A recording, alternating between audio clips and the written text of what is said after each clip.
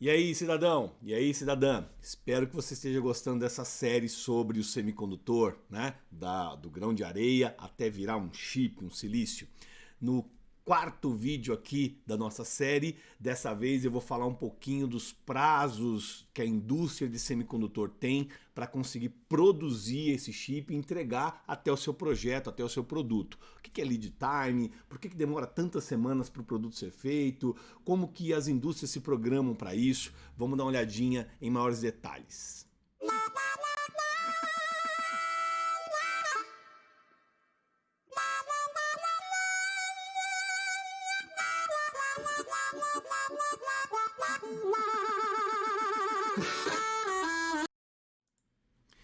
Legal, legal. Muito bom ter você de volta aí no nosso conteúdo, na nossa série, essa série especial. São 6 capítulos falando sobre toda a história desde que um grão de areia vira um circuito integrado e aí daí para frente você coloca esse circuito integrado no seu projeto de internet das coisas, de indústria 4.0, de sistemas embarcados, etc, etc, etc. Nos vídeos anteriores a gente falou um pouco sobre os processos químicos, como que é feita a dopagem, etc. E agora eu quero falar de prazos, de tempo para que se entregue um chip no mercado para um determinado projeto, né? Então vamos avançar aqui. O último slide do último vídeo dava conta desse cenário. Tá? As empresas recebem os tarugos cortados, né, os lingotes de silício purificado, os wafers super fininhos e fazem todo um processo químico e fotorresistivo para fazer a dopagem e construir em cima desses wafers os circuitos integrados, os dies. Né? Depois que esses caras estão prontos, são testados. Lembra aquele maquinário pesado que eu mostrei? Aquelas pontas milimétricas, micrométricas, nanométricas que acessam o die, né? E conseguem testar eletricamente se cada um dos chips que estão para nascer ali estão bons, estão ruins, estão com falhas ou não. Pois é, todo esse processo é feito aqui. E aí a gente tem, na sequência, o corte desses dies já preparados e cria um banco de dies prontos. Com esses dies prontos, a gente vai fazer a montagem, o encapsulamento, né? Testes desse produto encapsulado e finalmente isso vai para o mercado. Há um tempo a ser seguido desde que o lingote foi cortado e virou wafer até ele virar chip para ser vendido no mercado. Os processos são feitos de forma do front-end e do back-end. Todo o processo químico, físico, testes de die aqui e todo o processo de montagem, testagem, encapsulamento feito aqui no back-end. Só para a gente revisar, isso é bom para ter um conceito de tudo que a gente abordou até agora, né? Os processos fundamentais de uma fábrica de semicondutor é receber o silício wafer de silício, né, puro, bruto, fazer toda a parte de difusão, fazer o fotoresiste, remover o excesso de óxido que foi colocado, corroendo isso, criando aquelas trilhas, aqueles layers, implantando, fazendo a dopagem iônica, criando os seus transistores, colocando as partes de metal e fazendo os testes. Veja que cada um destes processos, cada uma dessas etapas leva um tempo e tem um maquinário específico já mostrado nos vídeos anteriores. Então, desde a empresa que produz o tarugo lá e corta e entrega, até eu ter o maquinário que faz a difusão, aquelas camadas, né, as máscaras com o desenho, o layout do que vai ser aquele chip, fazendo a parte de oxidação através de fotoresiste, remover o que foi queimado, criando as junções PN, né? Implantando e dopando os materiais com as características necessárias para ter a condução elétrica do seu amplificador operacional, do seu microcontrolador, do seu clock, etc. Então tudo isso que foi projetado para funcionar é feito na parte de implantação. E aí você tem a finalização com os contatos metálicos, com a metalização, as isolações que tem entre os transistores E você tem aqui como resultado um silício que entrou puro, sem nenhuma dopagem, sem nada, virar um monte de dyes. Esses dyes aqui são entregues para o processo de teste que eu mostrei no vídeo anterior, né? Então, um resumo aí de cada etapa e o que é feito em cada uma dessas etapas, né? A photomasking, a retirada de material excedente, a difusão, a implantação iônica, deposição de metal, a passivação e o backlap. São todas etapas que precisam ser cumpridas. Meninos e meninas, esse processo aqui não tem como ser acelerado. Há necessidade de se fazer um tempo para que seja implementado a difusão, para que seja feita a implantação iônica, para que seja feita a decapação. São processos químicos que tem que rodar lá, isso leva algumas semanas. Você pode ter N máquinas em paralelo produzindo vários wafers, né? Fazendo a dopagem de milhares de peças aí ao mesmo tempo? Pode, mas mesmo assim, a partir do momento que é startado um processo, você tem que correr esse tempo aqui. Não há ainda uma tecnologia que acelere isso, né? Então, toda a parte aqui de front-end, de back-end, a fabricação do wafer, teste do wafer, etc., está disponível para vocês darem uma olhada, por exemplo, nesse application note da ST. Aqui nos comentários do vídeo, na descrição do vídeo, eu vou deixar esses links para você baixar esse PDF, um PDF público, tá aberto lá. Então ele mostra como todo esse processo é feito. Então, se você tem curiosidade de saber cada um dos itens que estão aqui, né? A difusão é feita com a colocação em fornos de altíssima temperatura, 1200 graus. Imagina um maquinário para você ter essa temperatura controlada e fazer a difusão controlada. Se o cara erra um pouquinho disso, começa a dar falhas naquele wafer, naquele die. Lembra dos testes? A gente vai verificar se, por exemplo, durante o processo de difusão não houve nenhum erro de temperatura. Durante o processo de implantação iônica não houve nenhuma falha. Uma fábrica de semicondutor que tenha um problema na entrada de energia elétrica e faz um forno desse variar a temperatura, perde uma produção inteira. Então, os testes que são feitos aqui no wafer, quando ele está pronto, são para garantir que todos os passos daquele processo ocorreram bem como estavam projetados, né? E aí vem o senhor mercado comprar semicondutores, né? Então, há uma demanda dos clientes que colocam seus pedidos e mostram uma previsão de consumo nos próximos anos. Sei lá, vou falar de um produto qualquer aí, um carro da Tesla, elétrico, recheado de eletrônica ali dentro, né? A Tesla tem uma previsão de colocar no mercado europeu 2 milhões de veículos nos próximos 3 anos. A indústria de semicondutor já sabe que tem que suprir componentes para a central eletrônica, para o powertrain, para a direção elétrica, com essa demanda. Se acontece, por exemplo, uma crise como a do Covid que nós estamos vivendo esse ano, aquela previsão não se conclui. E se o meu amigo aqui da parte de suprimentos que está fazendo o wafer, dopando, fez para prever aquela quantidade e não houve consumo, você vai ter um excesso de estoque. Por outro lado, se a medicina encontra uma vacina para o Covid semana que vem, vacina o mundo inteiro, os mercados voltam a operar em boas condições, a economia volta a rodar e começa a vender mais carro do que estava previsto, o meu departamento de suprimentos que está comprando o wafer, né, fazendo a dopagem, fazendo toda a parte de testes, não tinha previsto uma demanda acima do que eram os 3 milhões de carros a serem vendidos em 3 anos lá pela Tesla. E aí pode faltar CI no mercado. Essa equação da demanda e do suprimento é o que vai dizer se o lead time de entrega aumenta ou diminui. Você já deve ter ouvido falar da tal da lei da oferta e da procura. É exatamente aqui, entre olhar a demanda e olhar o suprimento, que você aumenta ou diminui o ciclo para você ter semicondutores à venda no mercado. Algumas coisas não tem como mudar, como por exemplo, todas aquelas quantidades de semana para você fazer a dopagem, ionização, teste, etc, etc.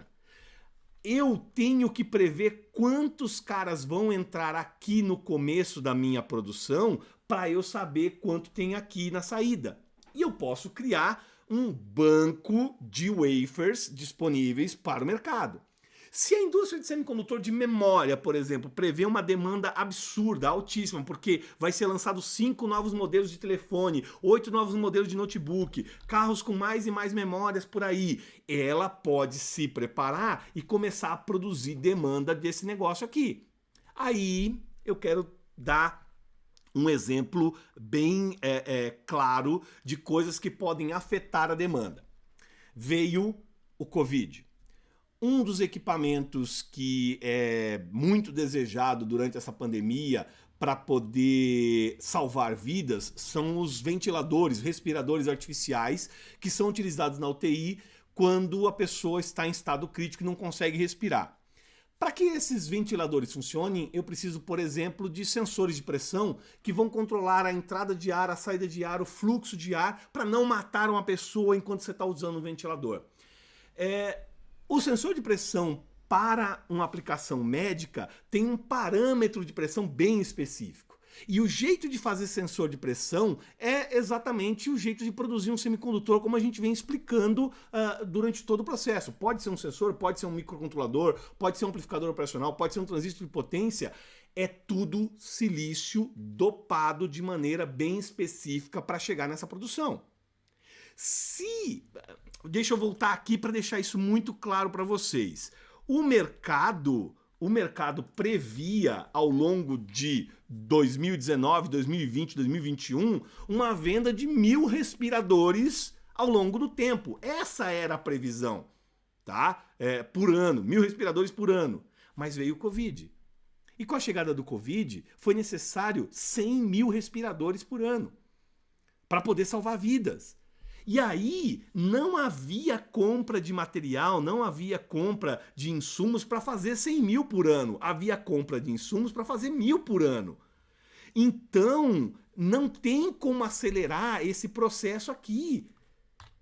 É necessário correr o tempo desde a entrada do wafer para poder produzir esse cara, testar, encapsular e garantir que o sensor de pressão que vai ser entregue para o respirador tenha qualidade suficiente para não matar um paciente. Compreende isso? Então, essa lei de oferta e procura, eu usei um exemplo crítico, atual, que é o sensor de pressão utilizado em ventiladores, em respiradores para a pandemia do Covid, mas isso se aplica à memória que vai em computador, a microcontrolador que vai à aplicação industrial, a sensores de IoT, a tudo que tem silício, a tudo que participa desse processo. Então, desde a entrada do material bruto até o teu banco, né, o meu estoque de dies, até eu fazer a montagem, testes finais e entregar para o meu cliente, há uma cadeia de tempo que dificilmente consegue ser acelerada se não há uma previsão de consumo muito bem acertada ali. Fazer estoques de coisas que não serão utilizados, por exemplo, a Tesla previa vender 3 milhões de carros, mas a pandemia fez ela vender só 500 mil. Quem é que vai ficar com esse estoque parado? Isso é um custo astronômico.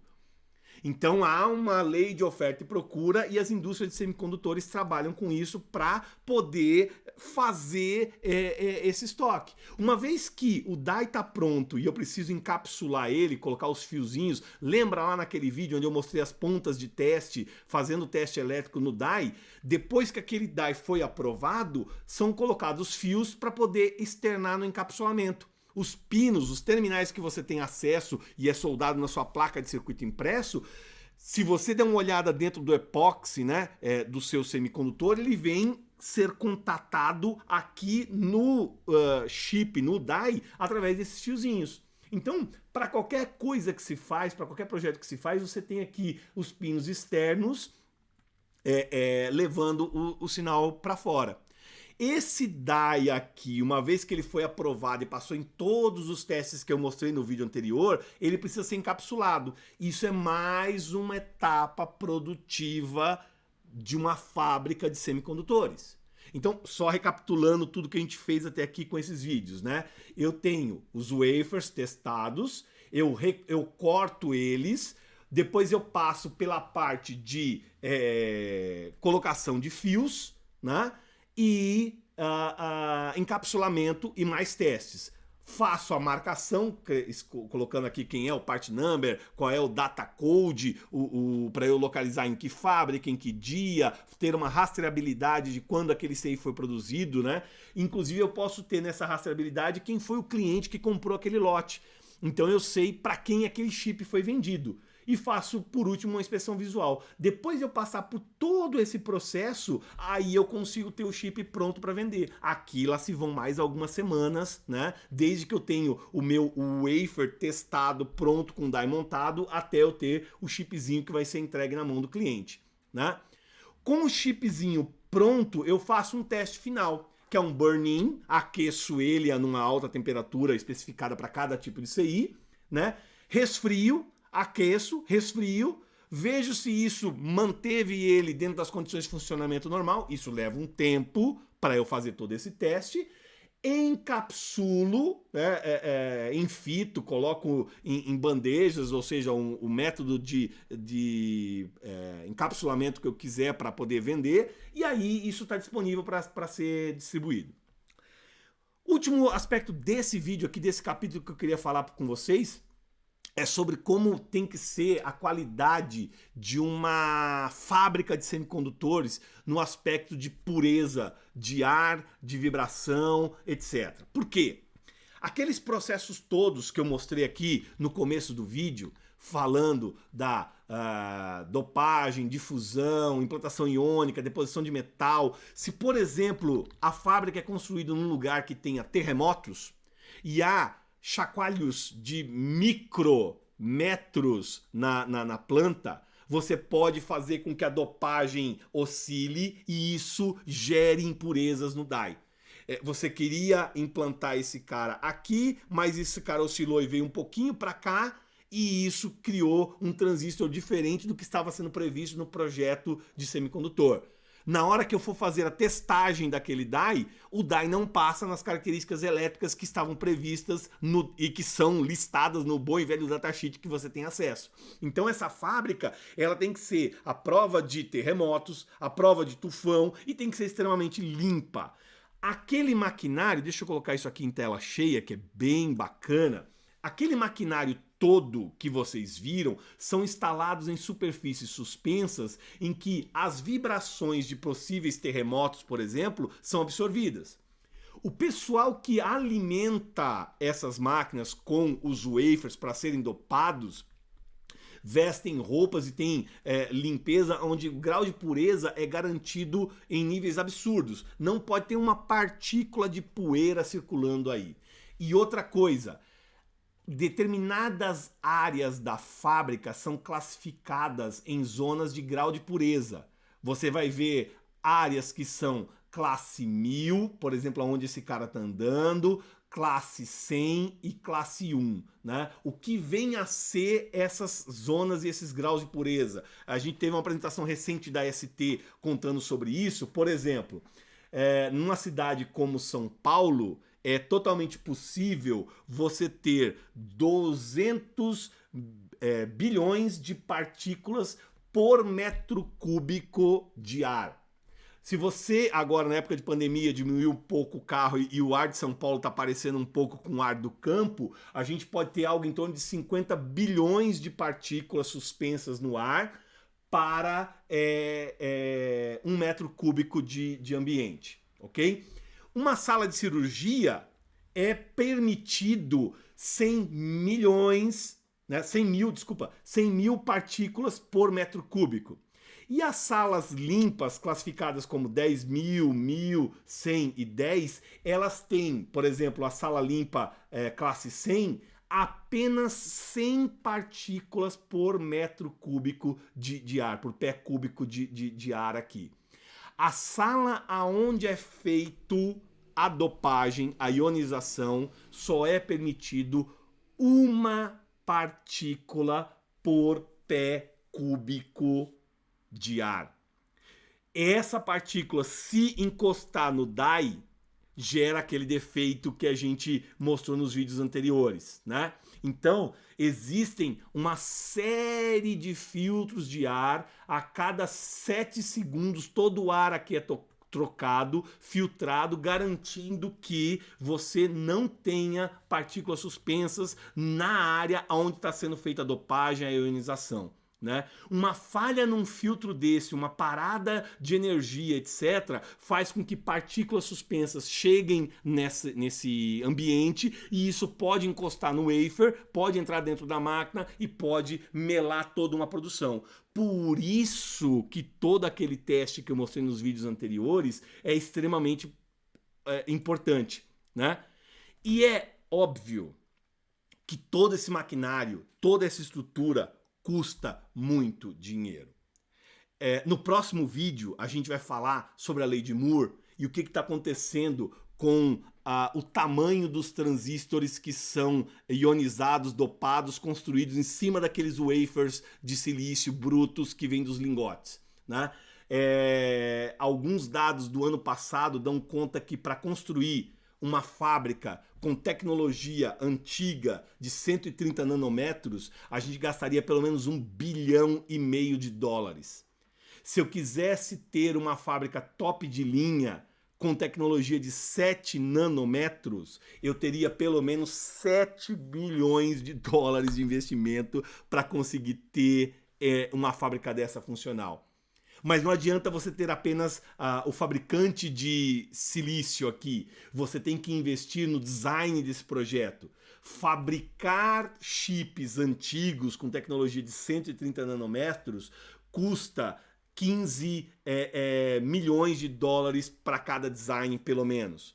Se eu tiver profissionais, maquinário, software para fazer o design em tecnologias mais avançadas, 270 milhões por chip. Perguntinha de estagiário aqui. Quantos chips eu tenho que vender? De que volume nós estamos falando para eu recuperar esse investimento de 7 bilhões numa fábrica e mais 270 milhões de dólares por chip que eu projeto? Faz essa conta aí. Se o chip custa 10 dólares, um chip caro, hein? 10 dólares, quantos chips eu tenho que vender para esse meu investimento ser pago? Né?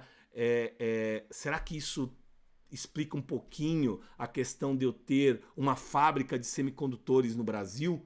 Né? Eu vou abordar isso um pouquinho também num próximo vídeo. Né? Se eu pegar algumas notícias antigas, players gigantescos, como por exemplo a Samsung, no ano de 2015, investiu 14 bilhões de dólares para ter uma nova fábrica de semicondutores com tecnologia mais moderna. Nessa notícia aí, a Samsung estava fazendo uma fábrica de 14 nanômetros para fazer memória, para fazer os processadores, etc, etc, etc. Né? Então, 14 bilhões de dólares investidos para fazer uma nova fábrica de semicondutores moderna e para manter ela competitiva no mercado. Se a gente der uma olhada no ranking do ano passado de quem são os 15 maiores fabricantes de semicondutores, né, do mundo, você vai ver a Intel como líder, a Samsung em segundo, a TSMC, que é um player que faz chip para Deus e o mundo aí, né, a Hynix, que é uma empresa de memória, a Micron, que é outra empresa de memória, né? E aí vem os players mais, coloco umas aspas aí, tradicionais, com outros business, como por exemplo a Broadcom, que tem muita parte de sensores, a parte de telecomunicações, os switches de telecom da Broadcom são conhecidíssimos no mercado, né? A Qualcomm, a gigantesca Qualcomm, né? Que tem processador, que tem parte de comunicação sem fio, a Texas Instruments, Toshiba, Nvidia, Sony, ST, Infineon, NXP, MediaTek. Então esses são os 15 top de 2019 em volumes de produção, né, do ano passado. Para 2020 esse número vai ficar bem bagunçado por conta da pandemia, que mudou bastante o cenário. Né? E outra coisa interessante para a gente finalizar esse vídeo aqui é, ao longo do tempo, quem são os top ones, os top 10, né, de produção E aonde estão localizados, em que países estão localizados esses produtores? Veja a presença maciça de fábricas de semicondutores na Ásia. Uma pequena parcela nos Estados Unidos, outra pequena parcela na Europa e o resto é o resto do mundo, né? Então, sim, a Ásia domina esse mercado, né? No próximo vídeo eu vou falar um pouquinho da lei de Moore e aí vem uma coisa importante acontecendo. Os transistores, os tamanhos estão encolhendo, estão ficando cada vez menores. Para eu fazer coisas menores, eu preciso de tecnologias mais avançadas para fazer aquela difusão, para fazer aquela dopagem, a máscara é menor. Eu vou falar um pouquinho disso no último vídeo, como é que se projeta um CI desse, né? Mas olha que coisa cruel que acontece com esse mercado. Em 2001, quase 20 anos atrás, né, nós tínhamos aqui, com fábricas de 130 nanômetros de tamanho, uma tonelada de players grandes atuando no mercado. Hoje não, hein? 2013, para 14 ou 10 nanômetros, nós só temos aqui 4, 5 players grandes já com fábricas prontas atuando nisso. No próximo vídeo, que é o da lei de Moore, eu vou mostrar que a coisa está enlouquecendo. Tem gente já pensando e estudando processos fabris para 2 nanômetros. A coisa vai ganhar nível atômico. Quem será que vai ter dinheiro para fazer uma fábrica de semicondutor com essa tecnologia, né? Então, conforme as demandas de consumo acontecem mundialmente, né? Então, e esse gráfico aqui é bem bacana para você estudar isso, desde a década de 80 até o ano passado, onde nós tivemos recessões e aonde houve o consumo e quem foi o principal tipo de produto eletrônico que consumia da indústria de semicondutor no mercado. Então a gente tem aqui a telefonia 4G, a internet das coisas, né? A parte de segurança, tudo isso demandando em volumes interessantes. E como foi o crescimento ou a recessão, né, do mercado econômico, do consumo de itens eletrônicos?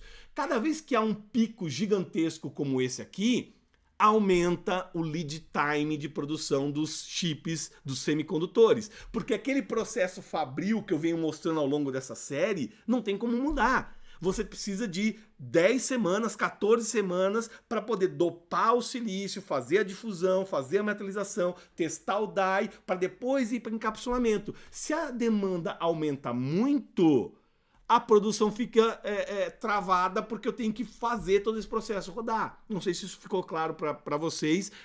Vamos colocar algumas observações aí nos comentários, né, para a gente discutir um pouco mais sobre isso.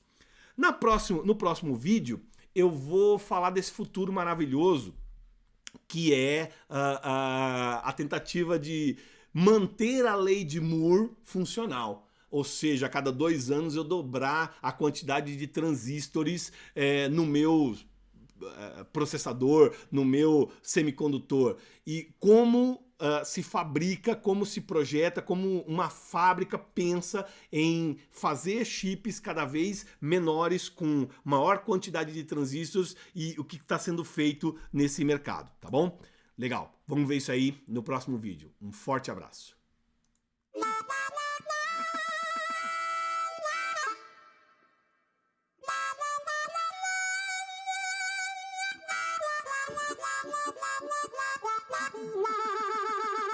La